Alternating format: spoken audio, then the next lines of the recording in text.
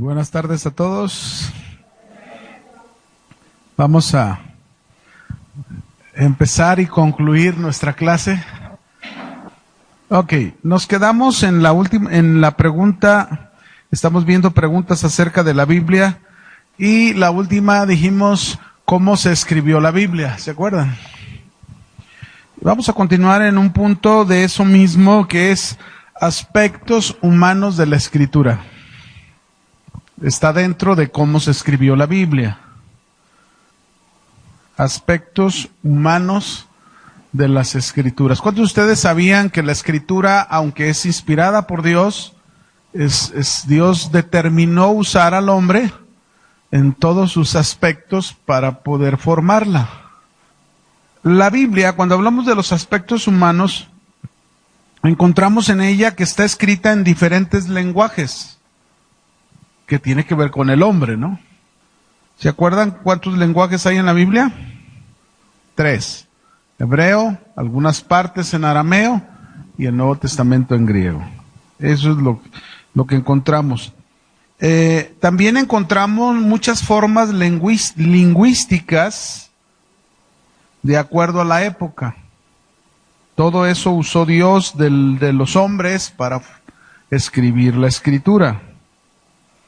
También se nos dice que participaron cerca de 35 a 40 autores diferentes, de épocas distintas y de extractos sociales distintos.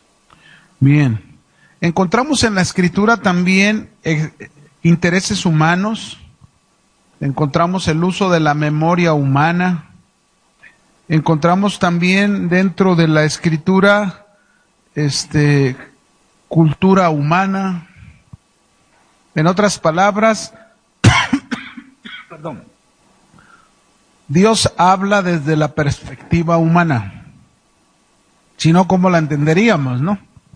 Y podemos encontrar, entonces, si hablamos de una inspiración de Dios, pero hablamos por un lado usando el instrumento humano, podemos encontrar que tanto lo divino como lo humano, en el escribir la Escritura, concurren en lo mismo. Los escritores de la Biblia, mis hermanos, no simplemente son escribientes. Los escritores de la Biblia no son simplemente escribientes, sino son agentes activos que expresan sus propias experiencias. Ok.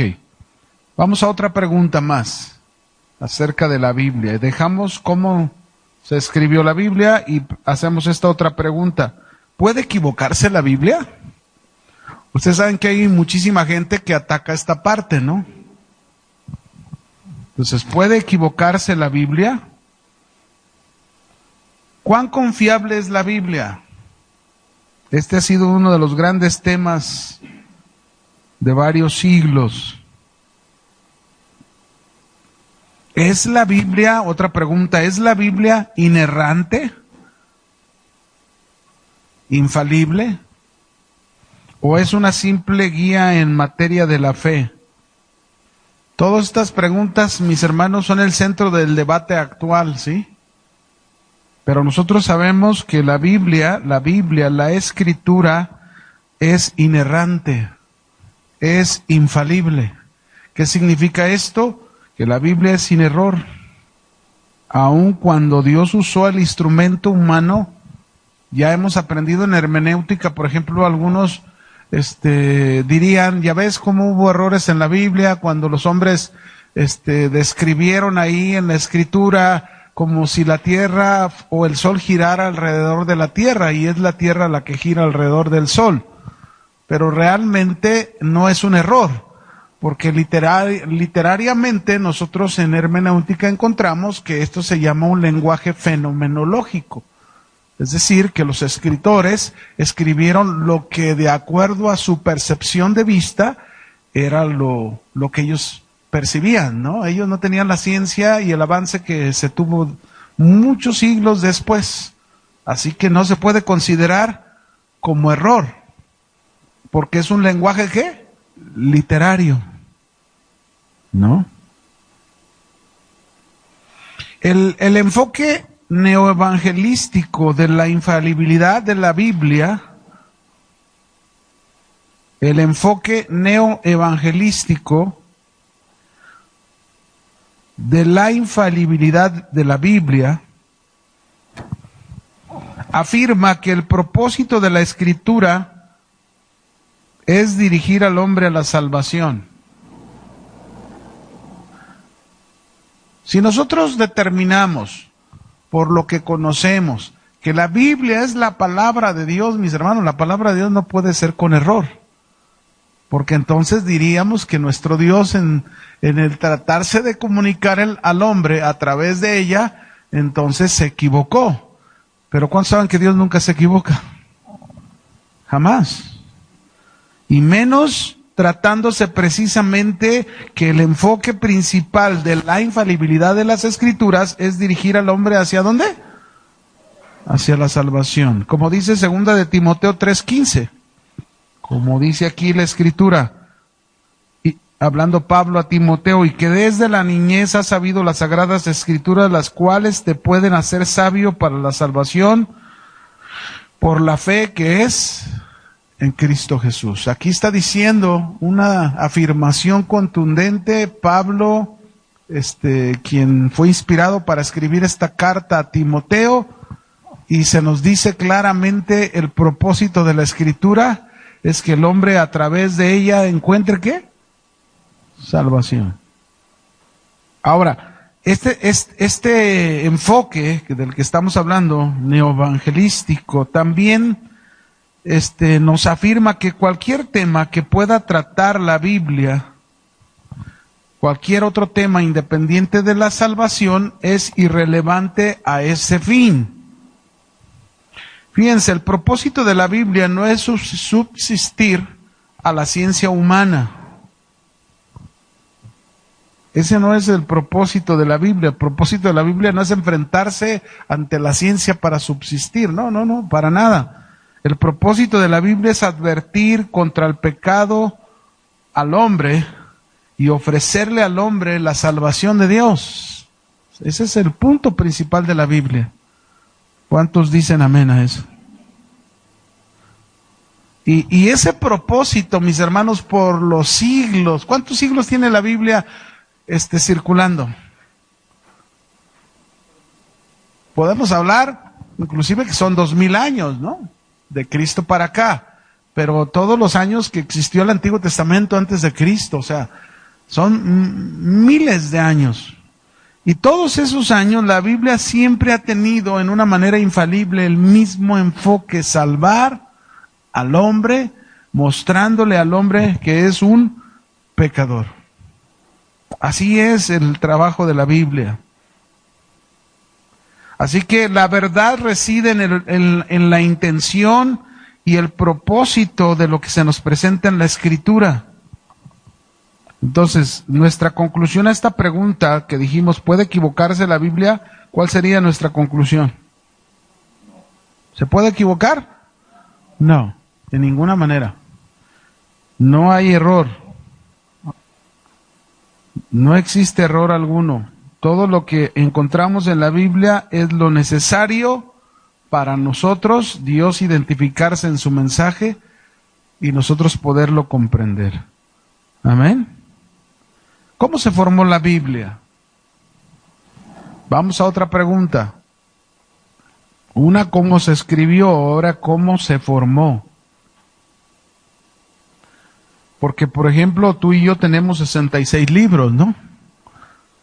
¿Cómo saber que realmente estos 66 libros de la Biblia son los únicos escritos que deberían estar incluidos en la escritura que Dios quería para nosotros? ¿Cómo podemos saber? ¿Cómo saber que los 66 libros de la Biblia son los únicos escritos que deberían ser incluidos en la escritura? ¿Qué ocurre con los apócrifos o los evangelios gnósticos?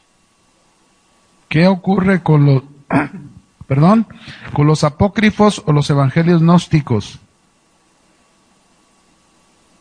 ¿Deben incluirse o deben excluirse? ¿Deben excluirse, es decir, quitarse, o deben incluirse? Esa es pregunta, ¿no? ¿Cuál sería nuestra respuesta a estas preguntas?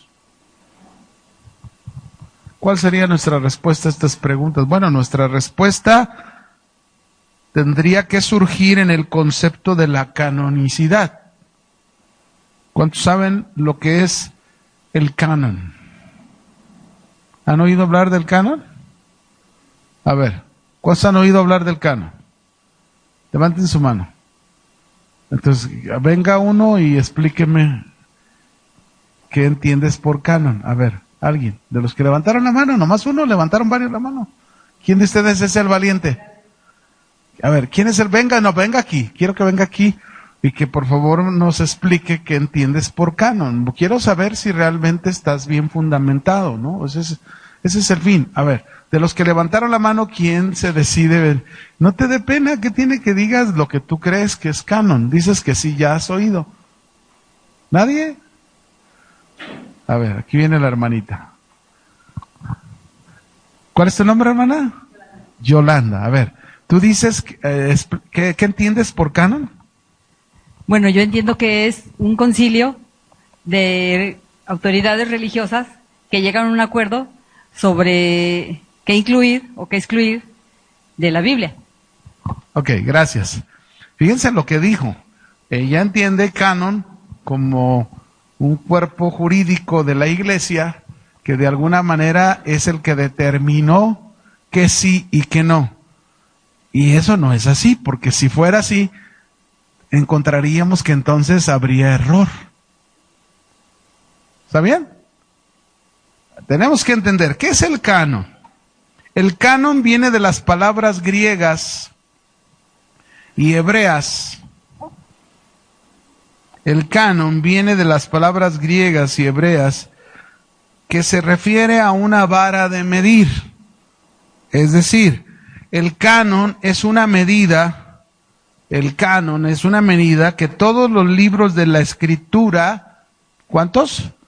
Todos los libros de la Escritura, los libros, no las personas, no un cuerpo jurídico de una iglesia, sino los libros de la Biblia, todos, deben satisfacer. Es decir, deben concordar en sus temas, en sus propósitos. La iglesia, mis hermanos, solamente participa en confirmar la canonicidad de la misma Escritura. ¿Estamos, hermanos? Pues es decir, la iglesia solamente ha participado en confirmar, bueno, es que este libro tiene autoridad igual que este otro libro. Este libro concuerda en sus temas con este otro libro.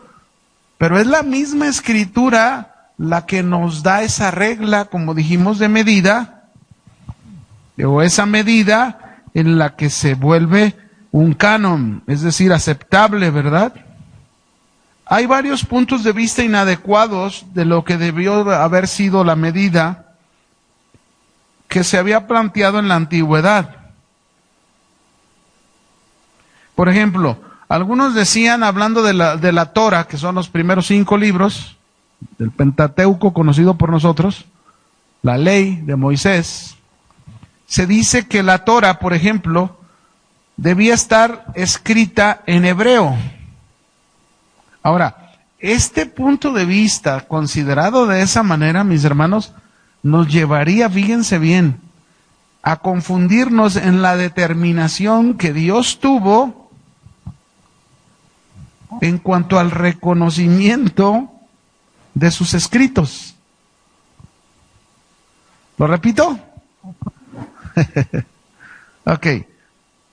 Dijimos que si así pensamos que la Torah tendría que, para ser reconocida, tendría que haber sido escrita en hebreo, esto nos llevaría a que se está cometiendo un gravísimo error, o un error. ¿Por qué? Porque nosotros tendríamos confusión en cuanto a la determinación de Dios del reconocimiento de sus escritos. Ahora, un libro, mis hermanos, un libro para ser reconocido como un canon, un libro para ser reconocido como un canon o una regla, una medida que realmente se considera como la base de autoridad para mi fe, para mi conducta, tenemos que pasar como por 5 preguntas que la iglesia se ha formulado para aceptar o rechazar si un libro es un canon de Dios, es una regla, una medida que viene de Dios o no lo es. Número 1. La primera pregunta. ¿Fue escrito este libro por un profeta de Dios o por un hombre de Dios? Repito, ¿fue escrito este libro por un profeta de Dios o un hombre de Dios? En Deuteronomio, capítulo 18, verso 18, vamos a leer algo que la misma Biblia por sí sola nos dice este tipo de asuntos, ¿no? Deuteronomio, capítulo 18, versículo 18. ¿Lo tienen? Dice, profeta les levantaré de en medio de sus hermanos como tú, y pondré mis palabras en su boca, y él les hablará todo lo que yo le mandare. Este es un punto importante, ¿no creen? Para poder nosotros decir, bueno, este libro realmente la iglesia confirmó la canonicidad de ese escrito, de que realmente era inspirado por Dios a través de este primer punto o pregunta, que el profeta hablará la palabra de parte de Dios, ¿no? Otro escrito, por ejemplo, que nosotros encontramos es Hebreos 1:1, confirmando este tipo de cosas con la misma escritura, pero en otro libro distinto al de Deuteronomios. Estamos hablando de un libro del Nuevo Testamento. Y ahora fíjese cómo Dios no solo confirma lo que se dijo anteriormente, sino nos da una nueva revelación de dónde se encuentra esa autoridad de sus escritos. Dice, Dios, habiendo hablado muchas veces y de muchas maneras en otro tiempo a los padres por los profetas, en estos postreros días nos ha hablado por el Hijo, a quien constituyó heredero de todo y por quien asimismo hizo el universo. En estos 2 versículos yo puedo ver, por un lado, que se nos está hablando claramente del Antiguo Testamento. Dios habló por medio de sus profetas, ¿cuándo? En el Antiguo Testamento. Pero en el Nuevo Testamento, ¿quién es la base de la autoridad en el Nuevo Testamento? Jesús. ¿Se fija? O sea, el centro del Antiguo Testamento, de la forma en que Dios se comunicó, fue por los profetas. La forma en que Dios se comunica en el Nuevo Testamento es por medio de su Hijo, Jesucristo, confirmando lo otro. Entonces, para confirmar, dijimos, si un libro es canónico o no, es porque fue escrito por un profeta de Dios o por un hombre de Dios. Otro pasaje más que nos confirma más todavía es en 2 de Pedro, capítulo 1. ¿Se fijan cómo la Biblia está hablando sola? Capítulo 1, versículo 20 y 21. ¿Lo tienen? Entendiendo primero esto, que ninguna profecía de la Escritura es de interpretación privada. Es decir, que la Escritura no solamente es de alguien que en privado hizo las cosas, sino que es una palabra que tiene que ver con todo. Es decir, un libro tiene que ver con todos los demás, si no, no concuerda.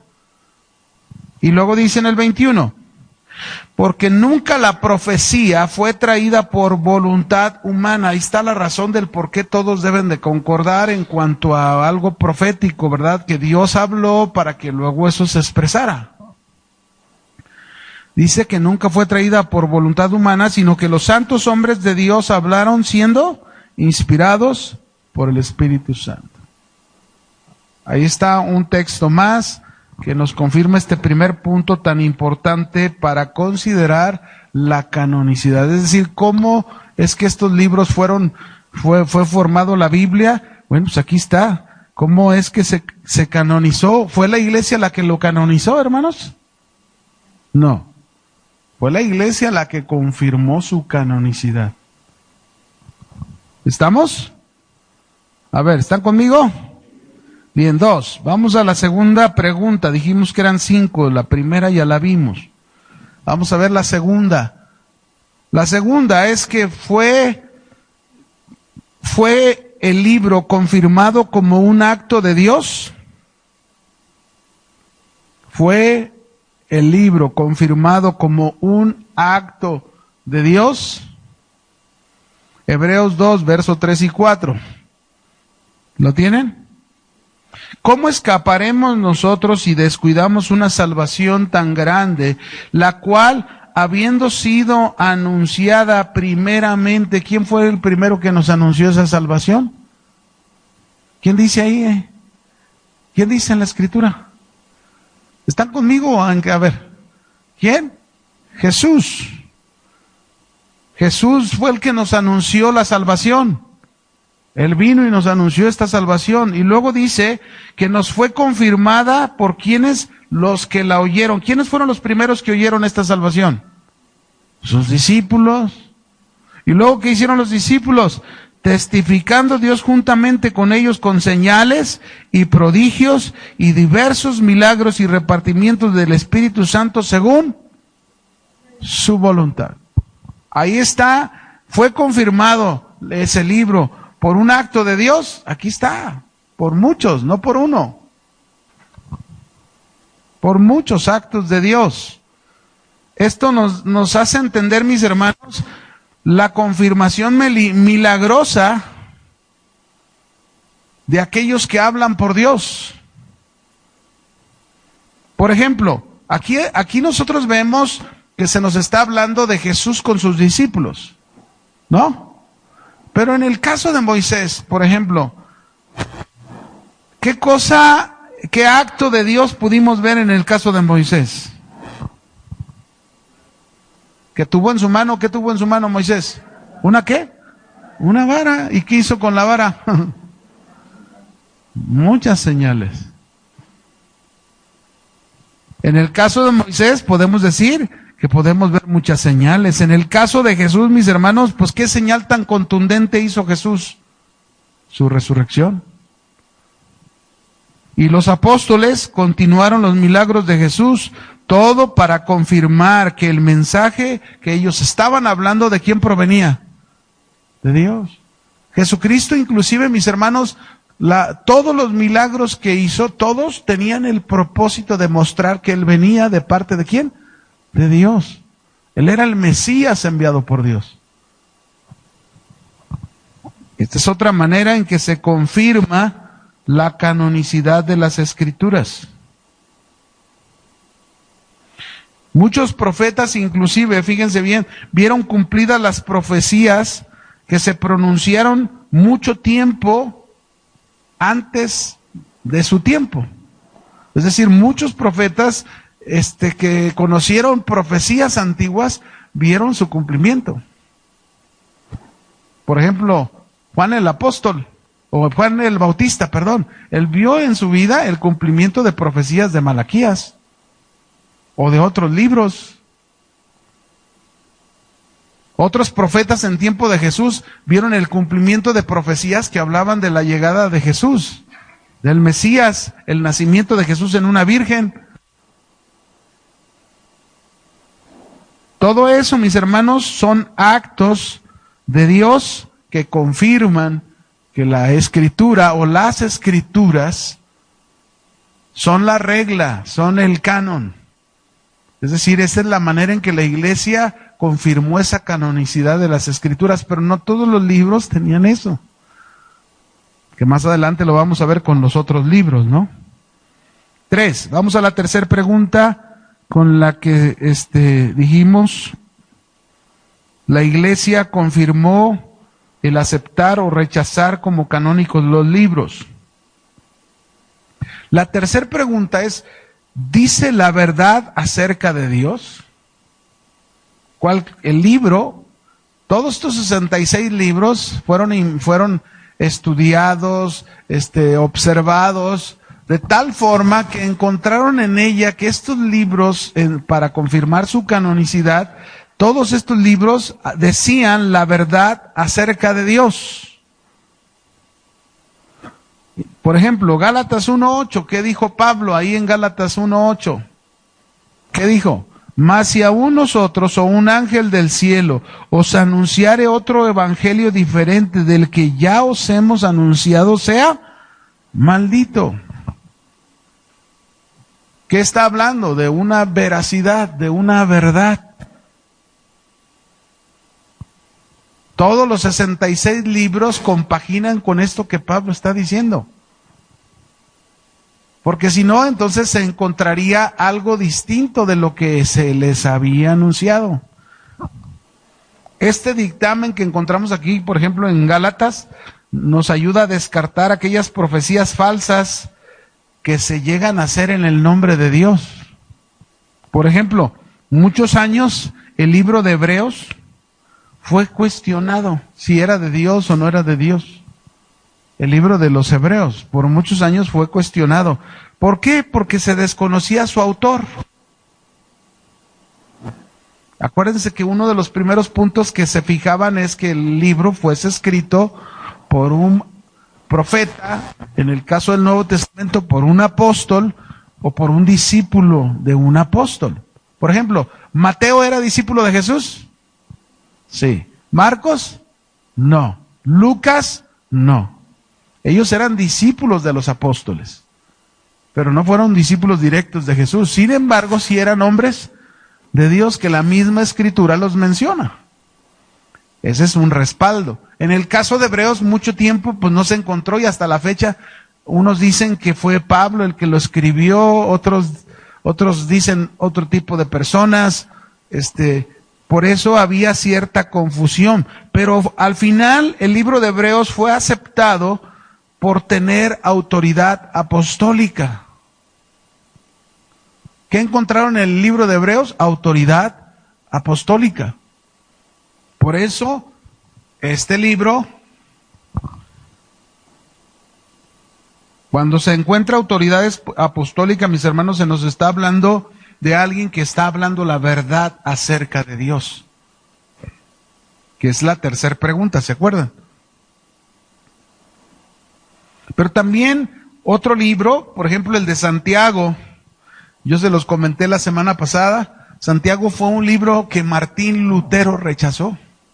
Para él era un libro que no era de Dios, porque él no entendía que lo que Santiago hablaba era como una confirmación de lo que Dios le estaba revelando, de que el justo por la fe vivirá, que el hombre es justificado por medio de la fe.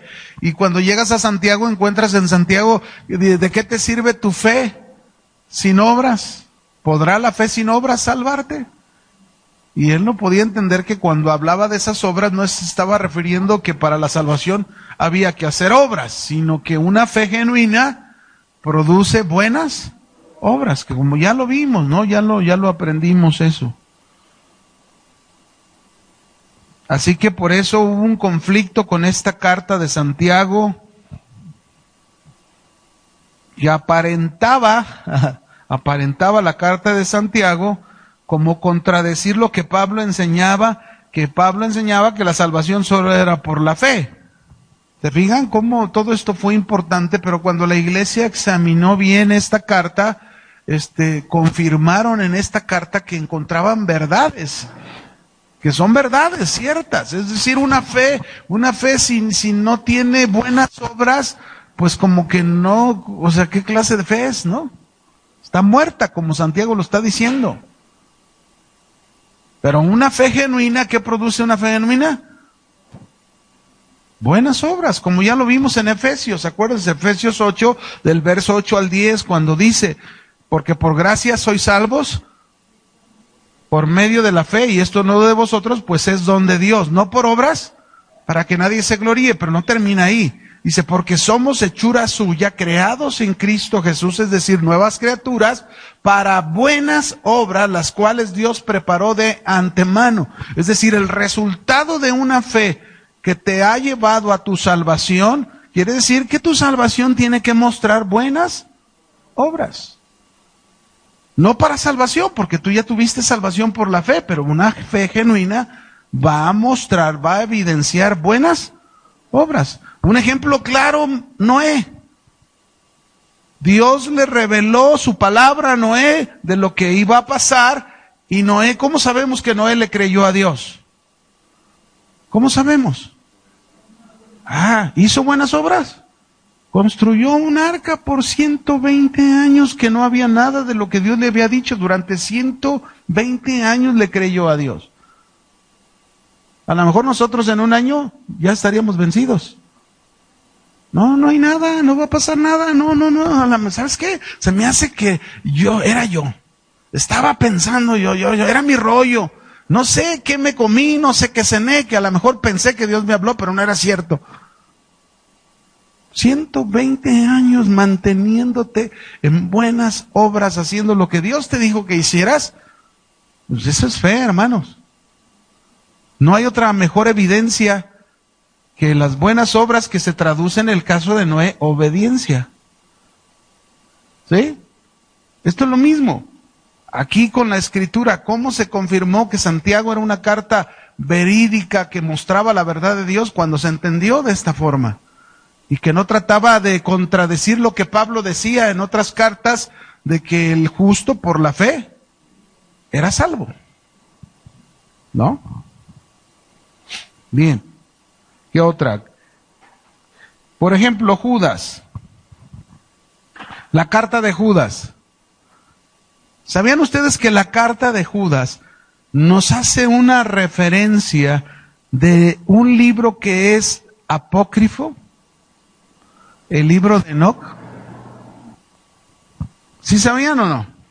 ¿Sí sabían que el autor del que Dios usó para escribir esta carta, a un Dios, porque es Dios el que lo permitió, Dios permitió que este hombre en una parte de la carta a Judas, él hiciera una referencia al libro de Enoc? Cuando nosotros leemos en el libro de Judas, o en la carta de Judas, leemos cómo se le reveló a Enoc, desde tiempos antiguos, por un lado lo que iba a pasar con el juicio del diluvio, pero por otro lado se le reveló la venida del Hijo de Dios, ¿sabía?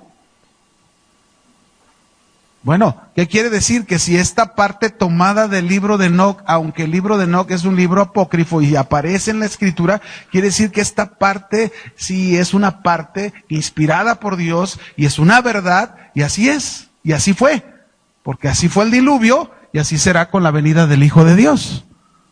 ¿Me explico? O sea, esa parte del libro no quiere decir que si una parte es verídica en la historia, porque así es como Dios la está permitiendo escribir, no quiere decir entonces que aquí hay un error porque se está tomando una parte de un libro apócrifo. ¿No? Porque esa parte concuerda con lo que sí fue y con lo que así será. ¿Me explico? ¿Estamos o no? Pero hay otras cosas, por ejemplo, en el libro de Enoc, no todo lo vamos a considerar, y que los gigantes de 3 dedos, que luego por ahí se sacan, etcétera, ¿no? Todo eso aparece en este libro, ¿sabían? Pero es un libro apócrifo. No todo lo puedo considerar verídico porque no está incluido en la Escritura. Lo que está incluido en la Escritura, yo lo voy a considerar como palabra de Dios. Porque es un canon, es una regla. Vamos a la cuarta pregunta, ya vimos la tercera. La cuarta pregunta para llegar a la canonicidad de un libro que la Iglesia usó es esta pregunta: ¿tiene este libro el poder de Dios? ¿O tiene este escrito el poder de Dios? ¿Qué quiere decir con esta pregunta? Que todo escrito de los 66 libros que tenemos exhibe el poder transformación de Dios, exhibe el poder transformador de Dios en la vida de sus lectores. ¿Por qué? Porque la misma Biblia lo dice, Hebreos 4:12.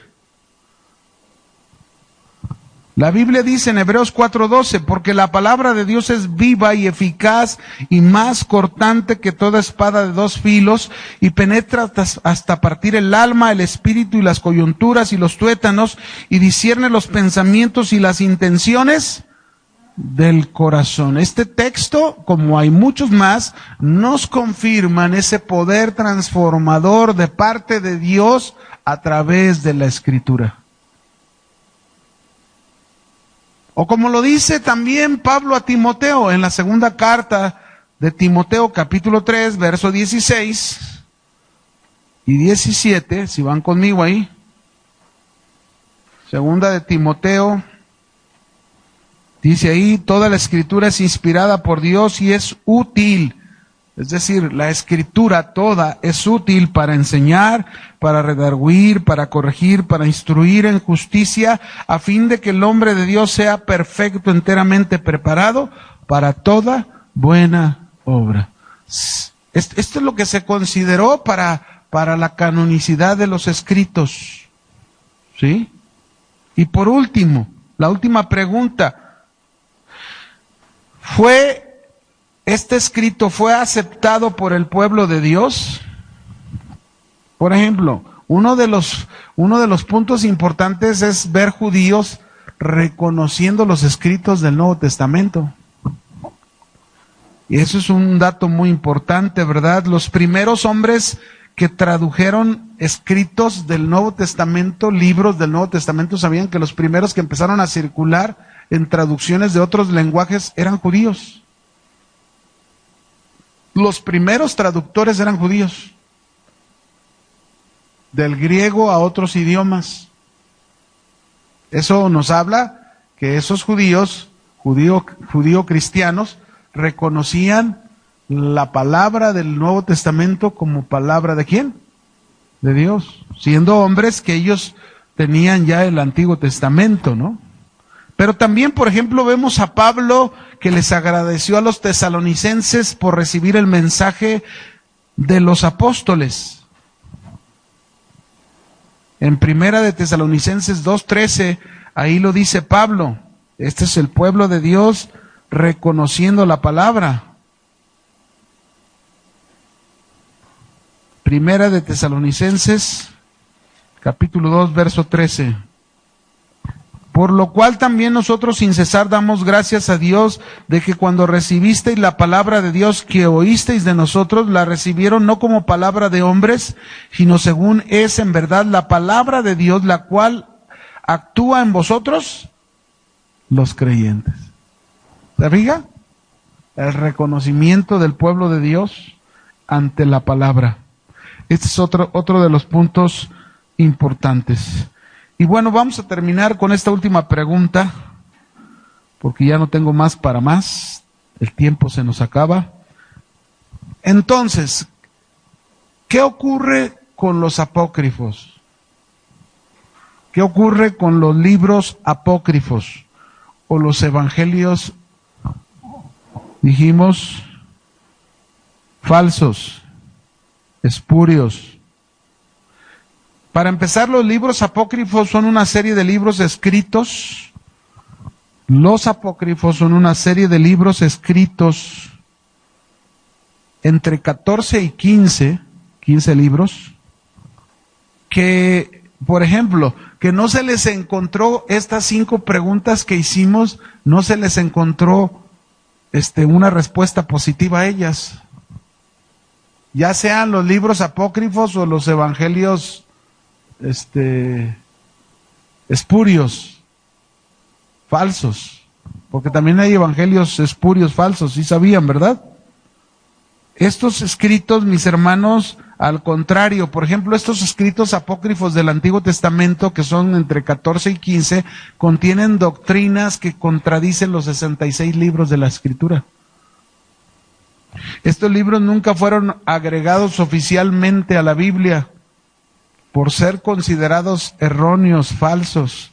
En ninguno de ellos, por ejemplo, hay libros que terminan diciendo, bueno, he escribido tratando de ofrecerles lo mejor, si en algo puede ser útil, pues qué bueno. Imagínense, ¿verdad? Qué término de libros tan inspirados. Eso nos está hablando que realmente no provenían de Dios. Se dice que los libros apócrifos nosotros podemos leerlos y podemos como sacarle un provecho como algo histórico, pero no como algo que realmente se tenga que ser una regla. Canon es una regla, es una medida por la cual nosotros nos conducimos. Nuestra norma de fe y nuestra norma de conducta son estos 66 libros reconocidos como inspirados ¿por quién? Por Dios.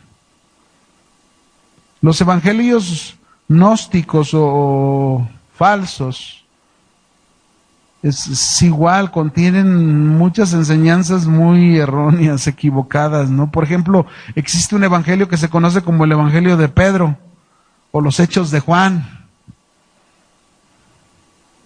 que no fueron escritos por apóstoles ni por discípulos de apóstoles. Pretendieron usar estos libros autoridad apostólica, pero hay mucha contradicción, por eso no pueden ser considerados inspirados por Dios. Hay muchos libros de evangelios gnósticos o falsos, fíjense bien, que afirman tener información acerca de la niñez de Jesús. Si usted se fija por ahí, la Iglesia Católica de alguna manera toma información, así no es, porque son libros que no son. Para ellos sí, porque ellos les llamaron deuterocanónicos. Sí, por eso sí sabe ahora lo que quiere decir deuterocanónicos. Según secundarios o segundos en canonizar. La primera canonización son los libros que tenemos y la segunda la que ellos están dando, la Iglesia Católica. Pero bueno, hermanos, quisiera poder terminar con más cosas, pero ya a usted le compete estudiar más sobre apologética, ¿verdad? Hay muchos temas más que se pueden estudiar, muchas cosas más que se pueden sacar provecho. Por ejemplo, podemos hablar si son confiables las versiones modernas que tenemos de las Escrituras, todo ese tipo de cosas. Hay muchas versiones muy buenas, pero también contienen errores y hay que tener cuidado. Las versiones no significan que realmente son la palabra inspirada por Dios. Una versión es una traducción de un hombre, de la Escritura. Entonces tenemos que aprender todo eso. Ya ahí ya le compete que usted tome más información. Amén. Que Dios le bendiga por hoy. En esta clase terminamos y que el Señor le bendiga. Hay que hacer su manual, no se le olvide.